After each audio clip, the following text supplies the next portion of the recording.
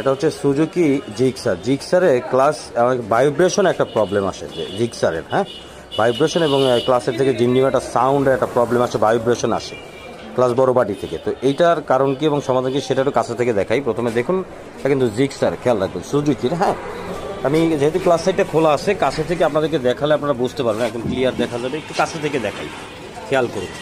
এই যে পিনিয়ামটা দেখুন, এখানে দুইটা পিনিয়াম, একদম কি স্পষ্ট ক্লিয়ার দেখা যায়।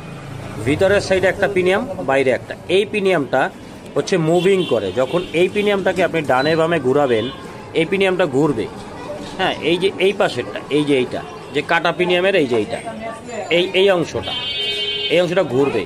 তো এই ক্লাস বাটি যখন ঘুরাবেন, বাটি যখন বসাবেন, আপনারা বসানোর আগে অবশ্যই এই পিনিয়ামটাকে ডান দিকে, এই যে ডান দিকে, এই দিকে ঘুরাবেন। ঘুরিয়ে এটা স্প্রিং সিস্টেম, এটা হচ্ছে বাটি যখন বের করব তখন এটা টাচ করে ঘুরে যাবে।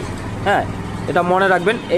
এইটাকে একটু ঘুরিয়ে টাইট করে তারপর হচ্ছে এই বাটিটা সেট করে বসাবেন। তাহলে কি হবে, ভাইব্রেশনটা আসবে না এবং হালকা ঝিমঝিম একটা সাউন্ড আসে, সেটা আসবে না। অনেকে বুঝতে পারে, অনেকে সাউন্ডটা বুঝতে পারে না, তো সেইটা আসবে না, এই ভাইব্রেশনটাও আসবে না। এই পিনিয়ামটাকে একটু সেট করে বসাবেন। এখানে দুইটা পিনিয়াম পাশাপাশি দেখুন, 1 2, আর বাইরের পাশে একটাই জেপিডি পিনিয়াম। এইটা না, এইটা যা, এই ভিতরেরটা। ওকে, দুইটার মাঝখানে যে পিনিয়ামটা আছে, এই মাঝখানে যে পিনিয়ামটা আছে এইটাকে, এই। তো এটাই ছিল আপনাদের সাথে শেয়ার করার। দেখা হবে নেক্সট ভিডিওতে। সে ভালো থাকবেন। আল্লাহ হাফেজ।